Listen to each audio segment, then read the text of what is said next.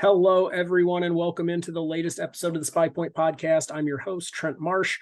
Thrilled this week to be joined by a good friend and industry stalwart, one of my absolute favorite people in the industry, Dan Schmidt, editor, of course, at Deer and Deer Hunting. Should be a name that most of you are familiar with. Dan, pleasure to have you on, especially as we are right on the cusp, if not just beyond, season starting to open. So deer season is here. The editor of Deer and Deer Hunting magazine is here. We can't time it out much better than this. How are we, Dan? I'm doing great, Trent. Thanks for having me on. It's always a pleasure to talk to you. And especially, we're always talking normally deer hunting, but anything outdoors related is good by me. Sounds good to me too. So let's just go ahead and dive right into it. How are you hearing? What are you hearing about the 2022-2023 deer hunting season? How's it looking to shape up across the country? Any issues of concern? Any real bright spots out there? What's it starting to look like?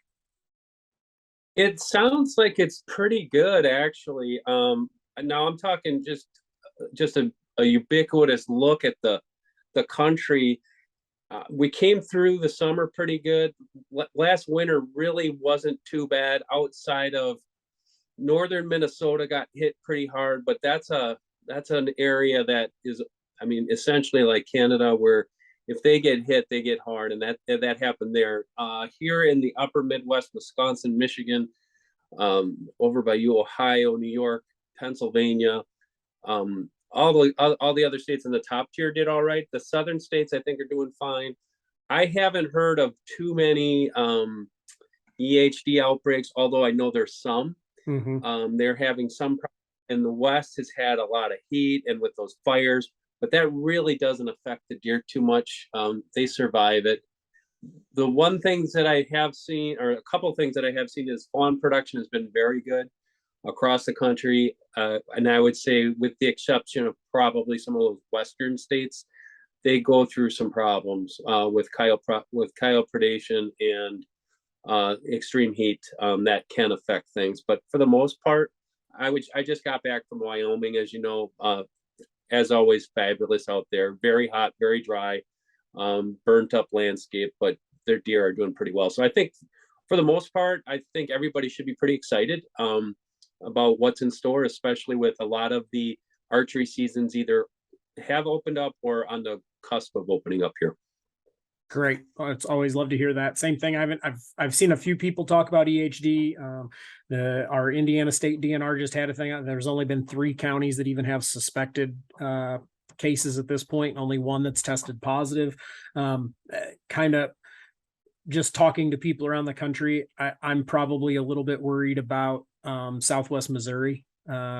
Kind of down in that Joplin, Springfield area. I know they've been super dry. Going to be down there here before too long. And Table Rock is super low. Taneycomo is at all-time lows. And my guess is we've kind of been in that blackout period where people have been out of the woods. So maybe they haven't necessarily seen some of those cases that may be there. But northern Missouri got a lot of rain, but there was, talked to Stephen Fuller a couple episodes ago, and he's in northern Arkansas, southwest Missouri, and he's been really dry. So I wonder if there's not some lingering EHD news that's going to come out of that part of the country. But yeah, by and large, here we were warm in June and a little dry, but then it cleared itself up, and July and August were great. Farmers were really happy with some of the late rains that we got for corn and soybean production. So hopefully that holds true across the country. Good. I'm glad you're hearing kind of the same thing that we've been hearing, and hopefully we're on our way to a good season. Yeah, it should be good. I'm really looking forward to it myself. That's for sure. So you have been editor at Deer and Deer Hunting since when? I've been with the magazine for 28 years. I've been the editor for 21, I believe. So I've been there quite a long time. Just a little while. Just a little while, probably more than some people watching this. It's been a while. Makes me feel old today. So in that time, what do you think you've seen change most with deer hunting since when you arrived at Deer Hunting to now? So our tenants, as you know, are scout, manage, hunt, And the first two in the time that I've been there, the scouting and the managing, are there are places that I guess I would have never suspected when I started. Mhm. Back in those days, as you know, we relied on, you had to go to the library or the courthouse to get aerial photos or topo maps, and that's kind of how we did it. And now with all these apps and everything, and you can see live aerial photos, people use drones for scouting. That really has changed things enormously, and especially the management side of it. That was just starting, in the 90s. And now with people really, understanding deer behavior, understanding how to grow deer, that to me, those two things have been the biggest. Um, where, back in the day, we counted deer we counted bucks just merely by points, not by inches. And now Mhm. people are aging pretty good at it. And they're also pretty good at understanding how to take small properties and manage them for stuff that we never thought was possible. So I would say that probably the scouting and the managing are the two. The average person, and it's not even average anymore, the hunter has really become the deer manager, which is something that I guess surprises me thinking back on what I've seen over almost 3 decades of doing this. That's that's really, I guess I just I expected more on the management side. I guess I hadn't really thought about the scout how much the scouting side has really changed, but yeah, I mean that makes a lot of sense. That the other thing too, and they kind of go hand in hand, obviously, but taking management forces you to take that 360-day approach to it. I even remember growing up that it was, you really didn't worry about deer season until it was deer season, and really nobody did. And now with food plots and timber stand improvement and just all of the elements that go into it, and even you get onto some of the periphery stuff. I know obviously, we've got, you have the trapper title as well there with Media 360 alongside the deer hunting one, and the number of people that you've seen even on small properties get into the trapping side of it, not necessarily because fur prices are great, because they're terrible, but they're just trying to manage their ground in a better way, and take some predation pressure off of those fawns and does in the spring by taking some coyotes out in the winter. And yeah, that 360-degree approach that management makes you take is obviously going to affect how you're scouting, because now everything becomes part and parcel of that as well. So I suppose that it makes sense. It almost seems too obvious to be the truth, but I think that's probably about right. Oh, I would agree. Yeah, absolutely. So you personally as a hunter, what has changed most with you, aside from that, kind of the way hunting has changed in general? How have you changed as a hunter in that time? I've changed in the fact that I've kind of seen all sides of it. And you know me very well, Trent, in the fact that I've shot big deer. I still get excited by big deer, but I've stayed true to my roots that way. As far as I guess I've become more of a realist, and I've become more just appreciative of the hunt. And I guess it's just been mixing with literally thousands of people every year, that I see both sides of almost every story. I see the place for crossbows. I see the place for regular bows and guns and handguns and muzzleloaders. And just from a hunting perspective, I guess I've mellowed out in the fact that I don't think I was ever against anything. I was often I don't know how to say this, like maybe pigeonholed into one thing. But when I work with all these people, I understand that everybody has their own story and everybody approaches things a little bit differently, as far as how much it means to them, Mhm. how often they're actually hunt, and you know um, how they view this resource more than somebody who might be a just a geeky guy who does it 365. I really appreciate the guys who only hunt a weekend. I appreciate the gals who are 30 years old who have never hunted before and they just want to go out and shoot anything or whatever. So to me, I guess the best way to say it is I've mellowed and I can see more sides to it. I don't get too caught up in, managing for particular deer or anything like that anymore. I'll take what comes to me and I'll be happy with it. And I hope that shows in our TV shows and in the things that we put in the magazine, because one thing that I've always said is I've always wanted to be all things for all deer hunters. And that's what I wanted our brand to be. I don't want us to be the big buck source. I don't want us to be the geeky science source, even though we are that. I want us to be something that anybody can, and that's how I position myself. I want to be able to understand where everybody's coming from. You're a big tent hunter. All hunters welcome. Yes. You've transitioned to that, and it's been an interesting evolution. Again, I'm in Indiana, and I think across the country, we really saw that initial evolution in the early 2000s, because especially newer hunters and hunters that maybe aren't as familiar with the history of hunting in the country probably don't realize how close the whitetail was, not necessarily to extinction, but to a really threatened level.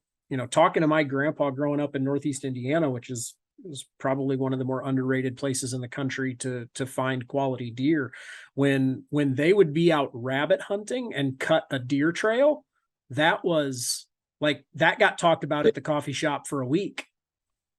Yep. Because they just weren't around. And that's just 3 generations ago that it was that unlikely to have seen a deer. So to see the evolution in the late 90s and the early 2000s, where you started to see deer populations get back to kind of that carrying capacity level, and the focus turning to doe management and doe tags becoming available, and the cascade effect that had on crossbow technology in a state like Indiana, making that legal, and then following it up with, I know we'd been shotguns and muzzle loaders only for years and years, and opening that up to straight walled rifle cartridges and now all rifle cartridges. And like you said, the word that came to my mind was reluctance to, well, we can't do that, or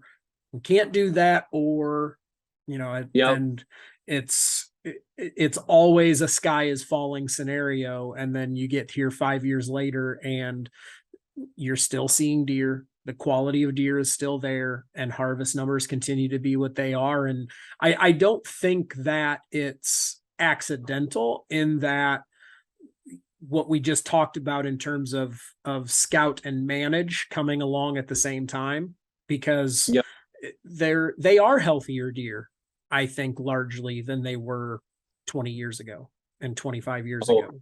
And it's totally different ecosystems. It's a healthier ecosystem for the most part. So it's, we've created opportunities for ourselves by properly managing this resource.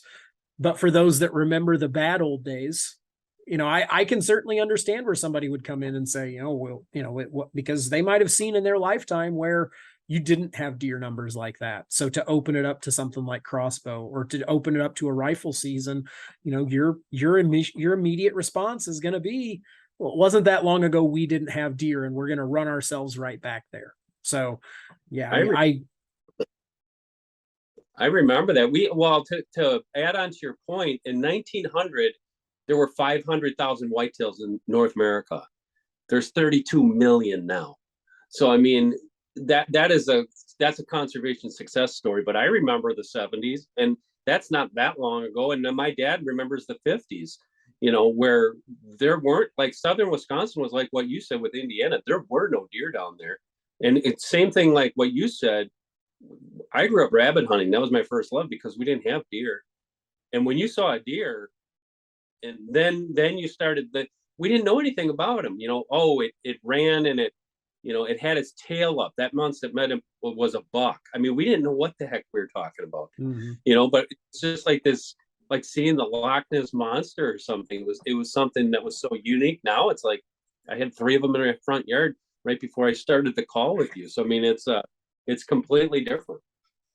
It's been, I'm happy to have largely grown up in, I think what would probably be considered the golden age of whitetail hunting in the country. So that's great. And hopefully we still have our better days ahead of us for sure. And in that vein, we're going to get a little controversial for a minute. If you've got the stomach for it. Everybody always wants to talk about what are the sleeper locations, and we'll get to that question, but what state or what area is just at this point living on myth? What do you consider the most overrated state or area for whitetail hunting in the US right now? That's really, boy, the guys are going to pull out the rotten tomatoes on me. All press is good press, Dan. It's all good. All good. Okay, so I'm going to say this by couching it that I hunt these areas still today, but just from a pure myth standpoint or overrated standpoint. Okay, so boy, I'm going to get some hate on this. So I'm going to say, I have to preface it one more time. I'm going to preface this if you don't live and own land there. Okay. So if you land in any of these areas, this does not apply to you. This applies to somebody who's sitting back thinking like, man, if I could just go hunt XYZ, I'm going to kill a big buck. I'm going to rattle off as many as I can. Buffalo County, Wisconsin, Pike County, Illinois, the specific areas, and then the entire state of Kansas and the entire state of Iowa. And the reason I'm saying that is if you look at every one of those areas, and I think we'll agree that if I mention any of those areas to anybody, they're going to think, oh man, that's where you got to go to kill a big buck. That's where you got to go to kill a big buck if you own land or you know somebody and you can really hunt it. I'm not saying that it's not possible to book a hunt and kill a big deer there, but I'll just go through those and give you examples. Buffalo County, Wisconsin, bluff country, absolutely gorgeous. The other side of the river in Minnesota is equally as gorgeous, has equally as nice deer. Extremely hard to get access. There are outfitters, but you got to understand that's a business and they're running lots of guys through there. So if you find the right one, yeah, you can score, but not as easy as you think. Pike County, Illinois, overrun with hunters. That whole area, the Golden Triangle down there, some great opportunities. I've hunted down there. I've hunted in Brown County every year for the past 13 years. Some great opportunities, but not as easy as you think. They do have some nice deer, but not easy. Kansas and Iowa I'll lump together in the fact that I see this all the time. Boy, you're really going to get me going on this one. I see this all the time. And you see it too on social media. Oh man, if we could just manage deer like Iowa, or we could just manage deer like Kansas. Okay, so I went the other day, and you know me, I'm a baseball fanatic. I'm into statistics. Google the Iowa population, Google the Kansas population, Google the landmass of each one of those states, and there you have your answer. Yes, they can grow big deer, but it's not some mythical fairyland place where you just drop in there and you're going to kill a big deer. No, it's like anywhere else. They grow some big deer. There are some good opportunities there, but I think as a non-resident hunter, it's quite, both of them are quite overrated. And like I said, they all grow big deer and they all turn out big deer, but all things being equal, if you have good access somewhere, you can probably do just as good. Okay, let the tomatoes throwing start. I appreciate you being a good spot. I would have had half of your list. I would have guessed Buffalo County, Wisconsin and just I probably have per capita. I probably have more friends in Wisconsin, considering I've spent almost no time there. But that's a fairly common refrain that there's a lot of legacy and a lot of myth that comes along with Buffalo County and Iowa. Same thing. Kansas surprised me a little bit. Pike County, not really, because that's kind of the same as Buffalo. I mean, it is what it is, but a good list, and hopefully the hate mail isn't too bad. Iowa's an interesting one, specifically from Indiana, because you'll hear one that a refrain that I heard a lot as I was kind of getting back into hunting and throughout the hunting forums and the battle days of message boards and that kind of stuff was that you heard that all the time. If Indiana managed deer like Iowa does, we could grow bigger deer than them because we're Iowa with more cover. We're actually in better condition than Iowa because we've got more cover, just as much ag in the northern half of the state. We could grow monsters. And I'm glad that we never really went that route. Indiana did transition from a $2 rule to a $1 rule. Our gun season is still 3 weekends and 2 full weeks. Our muzzleloader season is still 3 weekends and 2 full weeks. And archery season comes in the first week of October and goes out the first Sunday in January.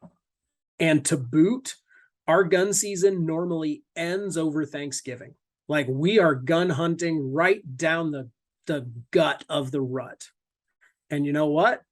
I see more people killing 140, 150, 160-inch deer.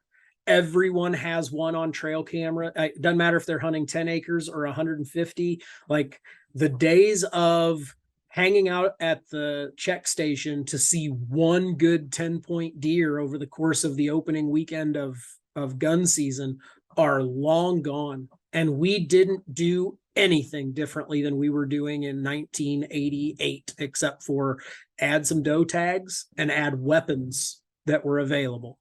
So it's interesting to see and fun to see that it's, in a lot of ways, I think it's just that rising tide lifts all ships. The education of the average deer hunter and the mindset of the average deer hunter has just improved. And in a situation like that, like you said, there's a lot of places you can go and find good deer regardless of the state. There's not some, Kentucky's another one that, and maybe that'll come up in the next question. They've got a super early gun season, a long gun season. They've got a velvet season, and yeah, it's a little bit tougher ground to access. But for all those people hollering about too many hunters in the field and too many days in the field with guns, and you're killing all the deer, and you've still got thousands of hunters every year pouring into Kentucky from out of state because it's great hunting. I agree. The one thing I want to add to that, which a lot of people you kind of touched on it, and I beat my head against the wall on this one. The way you mentioned, I've heard this from just about every other state. If Wisconsin could just do this, we'd be more like Iowa. If Michigan could do this, we'd be more like Iowa. If Pennsylvania could, okay, I said, let me stop. And I always bring the numbers up. Wisconsin has 300% more hunters than Iowa. Pennsylvania has Michigan. They have 800,000 hunters, and they're killing 300,000 to 400,000 deer. You go to Iowa. I wish I had my deer hunter's almanac here in front of me. I'm at home, so I don't. But you go to Iowa, they kill 30,000 deer a year, I think, and there's only like 100,000 hunters. So it's like that's apples and oranges. You cannot make that argument. That would be like saying, like, if we did this, we could be more like New York City. No, you can't. You know, you're Madison, Wisconsin. You cannot make that argument. And the other thing that you mentioned was the season structures don't mean diddly. They don't. I mean, look at Illinois. I mean, they've had that shotgun season all these years. People think that's what's saving the deer. No, it's not. You have 3 or 4 counties that are cranking out some awesome deer, but you go to northern Illinois, it sucks, man. I mean, there's nothing. It's just the topography and the way those managers know what they're doing. You know, they still have to do a job. They still have to manage a population. But I do not buy that as far as like, oh, well, we have this youth season. Go look at the numbers, pull them up. They killed 3,000 deer or whatever happens. Be across an entire state. They're not decimating anything. They might decimated the one buck that you were hunting. And that's like one guy's example. And then they extrapolate that across an entire state. So that's where I come from on that part. So breaking news, you're telling me Rockford, Illinois, not the hidden cradle of whitetail hunting in Illinois. No. Rockford, Illinois. Sorry, guys. Say it is, and then they would throw them off the scent, and everybody go. Perfect. So we riled everybody up about, that they're where they want to go isn't the place to go. Now let's piss off some more people and let's blow up their hidden gems that they've been sitting on, telling people not to come here. Where are those underrated spots? You just mentioned one and you're actually sitting in it right now. Indiana is actually underrated. Indiana I have never hunted Indiana. I know a lot of guys who do hunt Indiana, and it's like any other state, but if you get good at Indiana and Kentucky, I would view as the same, as far as opportunities from what I see. So I'll put both of the states there. I will put Northeast Wyoming there just for I love it. It's now you're not killing 180s, but it's, as far as a deer hunter's paradise, I don't know of anything better. Also Western South Dakota is very good, is a hidden gem. And then I'm just going off of like opportunities, not so much big deer. I mean, big deer is subjective too, but opportunities and beauty, I would say Western, excuse me, Western Idaho. I'm sorry, Western Oregon. Western Oregon is very, very good, mostly for mule deer, but it's a great spot. And then let me throw in, actually, I can't give you that one. That's my secret spot. I can't give you that one. I'm going to hold on to that one. I'm holding on to that one. Missouri, but I don't even know if that's underrated because I think more people are hunting there. But Missouri is a very, very good state, both for opportunity and for trophy potential.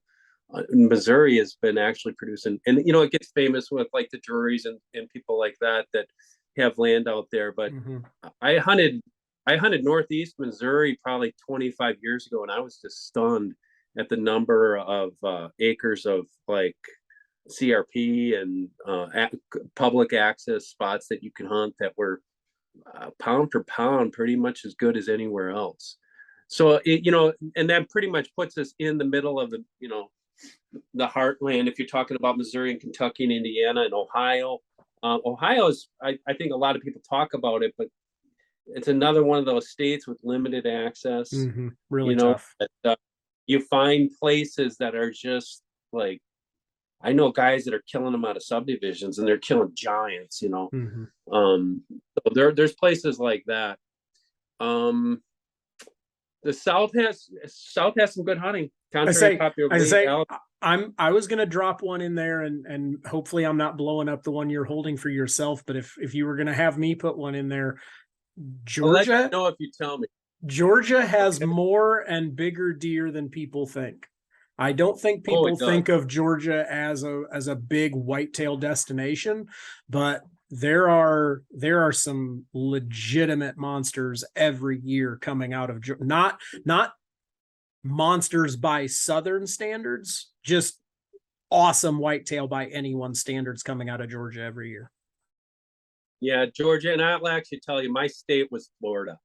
And the thing about it is, it's about access. There are places in Florida that would just blow your mind. That people think, oh, such small. No, they don't. The same thing with Georgia. They've got big deer, but it's very limited. It's not public land hunting. It's you got to get access. But I agree with you, Georgia. I think as far as a southern state is probably the best. It's probably the most underrated down there, because most people think of it as just a numbers game, and it's not. As far as population, like, oh, they don't have that many deer. They have a lot of deer, and they have some really good bucks. I agree with you there. It's funny, you kind of meant when we were talking about the evolution of hunters and traveling and all that kind of stuff. I was recently talking to a writer that I know, and actually he does a fair bit of stuff for deer and deer hunting. I'm not going to out him. But we were talking about kind of what his plan was for the fall. And he said, you know what? I grew up shooting basket racks and being tickled about it. And I think that's what I'm going to do this year. I've had some access changes. I've had some things change with the situation, and I'm done holding out for 150s. I'm gonna Yep. I'm gonna buy some out of state tags, and I'm gonna go have a good hunt. And if a 90-inch buck walks by and my heart beats just right, I'm letting it fly. And I think that's probably when you talk to people that go out of state, and I don't do it nearly as frequently as people think that a marketing manager in the outdoor industry does. But I think where a lot of people make the mistake is, you're going to Iowa. I'm holding out for a 180. This is my shot at a 180. Just statistically, that's still such a, there are hunters that will live and die their entire life hunting hundreds of acres in Iowa and never lay eyes on a living 180. I don't care what hunt you're going on. You absolutely, unless that is literally your only purpose in life. If you just want to make donations to state wildlife agencies across this country and never fill a tag, good on you. That's fine. That's great. They'll use the money well. But to go into a hunt in any location with that, I'm going to wait and shoot a 180. Good luck. 100%. The way I am, big or small, I shoot them all. That's my motto. And I've done it. I can bring you in the office and show you the hundreds of racks I have all over the place, but those are memories. And you hit it right on the nail right in the head, Trent, in the fact that I'm partly guilty for this because I'm in the media, but it's been that years and years and years of videos of people shooting bucks in these areas. And like I said, no offense to any of these guys are my friends, but you've got the Lakoskis and the Juries and Pat Reeve. And like I said, they're all my friends, but you don't understand how bad these guys want it and how much they've worked to build it. And to think they're in Iowa, they're doing it. Yeah, they are, but they've been managing that all year for years. Mm-hmm. And that's what they got. Like you said, if that's your thing and you want to do it, but I've been in camp with so many guys with that mentality. And then they look down at down at their nose when I come in with a 100-inch 8-pointer. And I'm happy as hell, And then they hunt all week and they don't kill one. They don't even see one. Nobody saw one because you were in that state, but you weren't hunting where they are. Well, so just enjoy. Enjoy the hunt. If it excites you, shoot it and own it, and don't apologize for it. Don't say, "Oh, this wasn't my biggest ever." Who cares? I don't care. Be happy with it. That's all that's important. We know a lot of the same people, and we've had the conversations with them. And I consider myself incredibly lucky to work in this industry and know some of the people that I do. And it's difficult for the people that don't to be able to put it in the right context. But in my experience, having talked to some of those people that you mentioned and others that haven't been, the vast majority of them will tell me, will tell you, will tell anybody that comes up and talks to them, if this was your full-time job and you were spending the hours in a stand that I am, you know what you'd probably do too? Kill a lot of big deer. And I think that's, having hunted for a television show, I have very little interest in doing it again.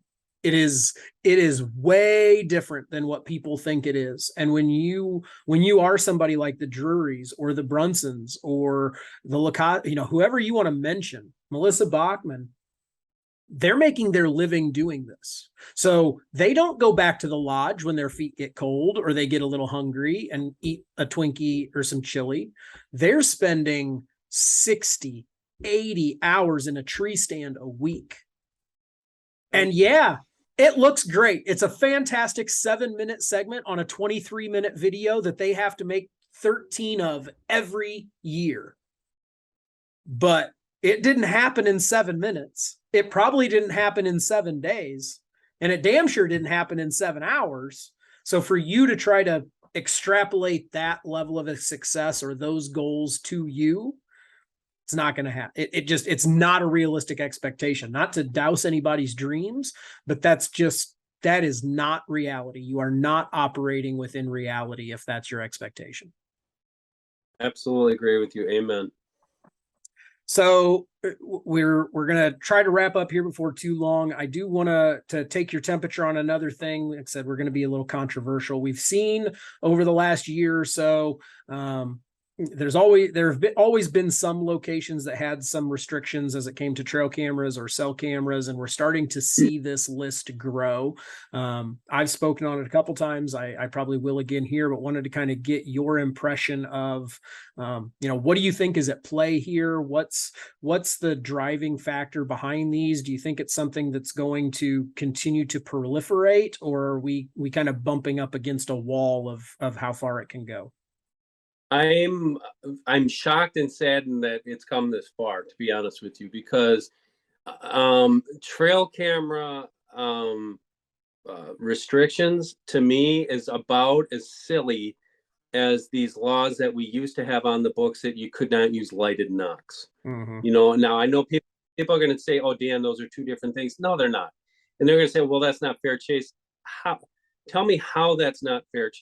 I don't get it. I don't understand it. And you probably know the list of, because I was out in Wyoming. Oh, Wyoming, you can't use them. You can't use cell cameras in Wyoming now, and it's ridiculous. You don't understand. Like the guy where I hunt, Ralph Dampman, he's by Devil's Tower. He has access, at least between what he owns and what he leases, 90,000 acres of, basically the far west edge of the Black Hills. It's just him, his son-in-law, and a couple guys that help him. And if they could, they would use cameras. Now, think about 90. I don't know how many sections is that. 90 acres, and they want to scout it to put hunters out there. And I just think that's an example of being ridiculous. But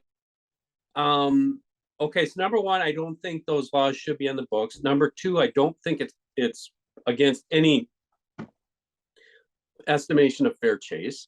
And thirdly, my opinion on this is, and this isn't me spinning conspiracy theories, every little thing like this is something else that chips away at hunting to where now, is one regulation like that going to make you give up and say, I'm not going hunting? No, but after a while, you have a regulation book this thick.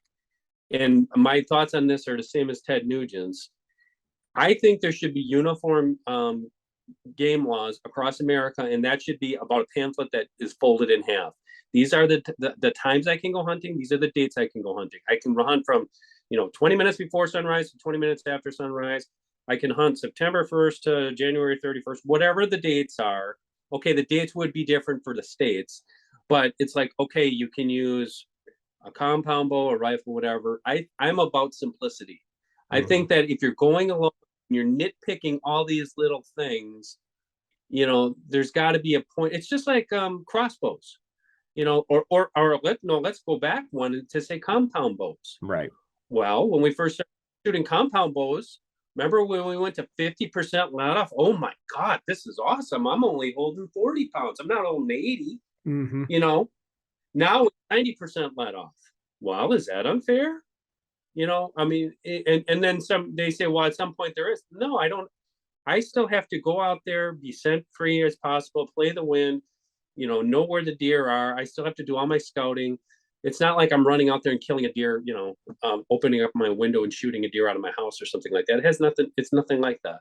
So I do not like where this stuff is going. And I do think that it's just probably another chip that they're putting on the table that's saying we're going to put enough chips out there. And I think hunters should not be complacent about this. They should not say, well, I don't use cameras, so it doesn't matter to me. It does matter to you because you're a hunter. If you care about the future of hunting for your kids, you should care about all these things, because that's what they do, is they go after the ones that the majority might not care about. And then before you know it, you have this whole new set of regulations where, like you said, you need to spend a night in a lazy boy to figure out what I can and can't do. And I don't agree with it at all. And I've said this before, curious to get your feedback. I think we've seen it happen where it's happened to this point, largely because of exactly a different side of what you already said. We've seen it happen in places like Arizona and Utah. And there are hunters in Arizona and Utah, but it's kind of the Iowa thing. There's 30,000 hunters in Iowa. they can get away with it because it's not largely Utah and Arizona that hunt Utah and Arizona. It's Virginia and Ohio and Michigan and Wisconsin. And they have those hunters in those home states have their own issues every year that by the time they find out what the Utah rule is and they happen to draw a tag that year, it's too late. It's already done. And they only care about it once every so often. I think it's a very different proposition to try to tell, like you said, 300,000 hunters in Wisconsin, hey, by the way, can't use cell cameras, or 500,000 hunters in Pennsylvania or Texas, or, wherever you may be. I think they've been able to chip around the edges. And I think just in general, we see that with a lot of kind of the draconian game laws that we're seeing pop up in the West, because the vast majority of hunters that hunt the West are from the East. Yes, there are native hunters there, but those game agencies are able to get away with a lot because there's only a handful of people.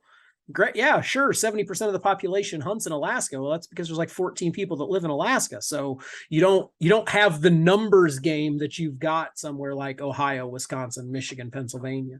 And I think some nefarious forces are using that to their advantage. And it's to take it a step further.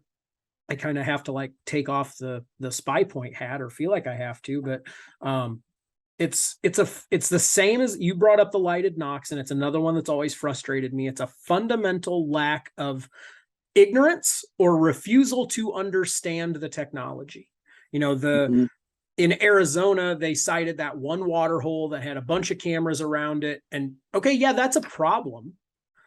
But if you really look at what cell cameras allow a hunter to do, it's to keep you from having to go in there and scout. It's to reduce your amount of intrusion on those animals. That's just with basic trail. You get to cell cams where you don't have to go in to pull SD cards. Now you're only in there every 6, 8, 10, 12 weeks to service batteries.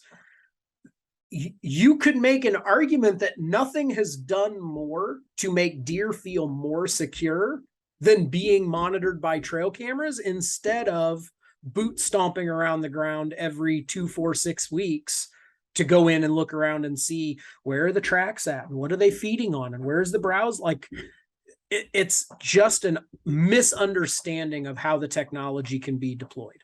I've gone round and round. There's a couple guys in the industry, I've got a background in optics, and I've gone round with them on, well, if you have to turn on the illumination in a reticle, it's too dark to be shooting anyway. That's not how illuminated reticles work. And B, you just don't understand what it's doing. And for just because I'm on my soapbox, so I'm going to go ahead and run it out for you. Illuminated reticles don't do anything to illuminate your target. They provide contrast. If you've ever gone black bear hunting in North Woods anywhere and tried to see where a black reticle is on a black bear in a shaded area of a big stand, good luck.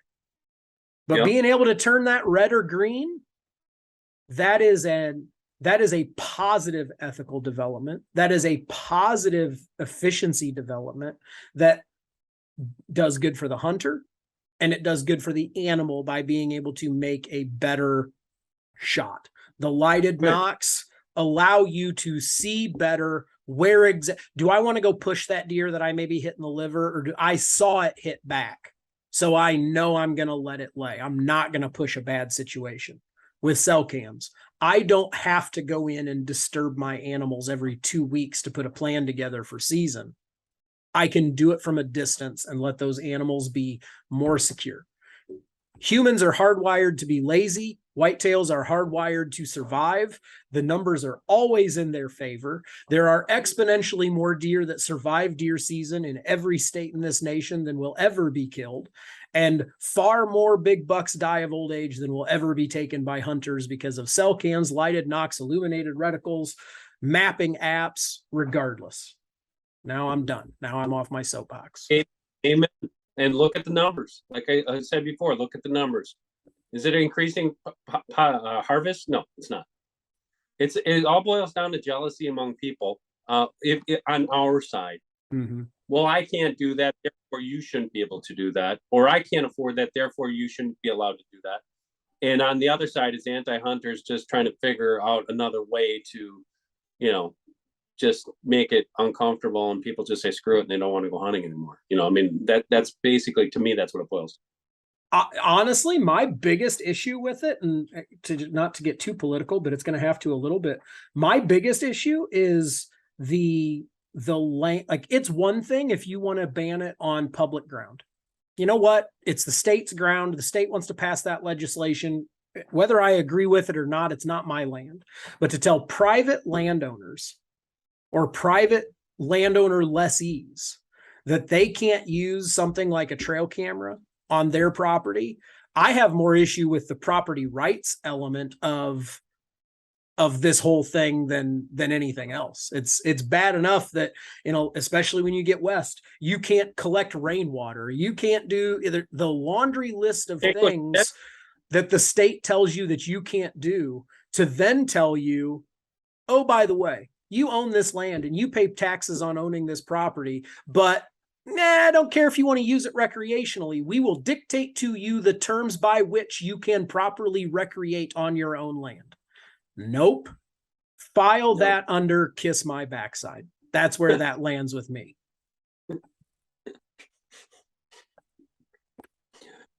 Yep, I agree with you there. Do you think we angered enough people one way, the other, all the way? Or did we get sufficiently controversial with our episode, Dan? I think we got some people riled up. They're welcome. We can do it again if you like. So we'll wrap up here. You've already been to Wyoming. I know that's an early trip for you every year around this time. What else do you have on your docket for this fall? Where else are you going? I will be hunting here at home in Wisconsin, both archery and firearms. I will be hunting firearms in Nebraska and Kansas. Remember what I said about Kansas? So please save one for me there, guys. I wasn't referring.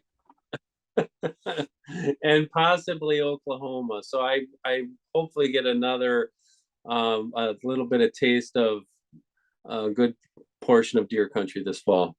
Fantastic. And where can people find you? Where can people find, I know obviously Media 360 with deer and deer hunting, that's not just a name. You've got the television shows, you've got the podcasts, you've got social, you've got the magazines, you've got the website. It is a 360-degree approach to everything deer and deer hunting. So where can and should people go to find all of the latest from deer and deer hunting? Find us on the website, deeranddeerhunting.com, spelled out. Pursuit Channel, Saturday night deer camp. We have a 2-hour block of programming every Saturday night on Pursuit Channel. Wild TV, if you're in Canada, the programs air there. And then everywhere else, Instagram, Facebook, Twitter. YouTube is YouTube.com/DDH online. We have over 3,000 videos and TV shows up there on YouTube. You can actually watch all of our TV shows on YouTube if you want. And then the podcast is really gaining. Any place you can download the podcast, iTunes, where I don't know, there's like 14 different platforms. Deer Talk Now is the name of the podcast every week. So we are pretty geeky, and we do have the Trapper magazine. If you're into trapping, or if you just want to learn how to trap or take out predators, just go to deeranddeerhunting.com. We also have the link to the Trapper's website there, and a ton of other stuff that I can't even, we'd spend the rest 20 minutes here, but we do a little bit of everything. Ice fishing, if you're into that, we have a magazine for that, and a whole bunch of other cool stuff. But it's Media 360 under Deer and Deer Hunting. Dan, as always, a pleasure. We don't get a chance to do it nearly often enough, but it's always fun to talk. Appreciate you joining us on the podcast. Again, invite everybody to go and subscribe, comment wherever it is that you're consuming podcasts, and catch us on the next episode. Thanks, everybody. All right. And thank you very much.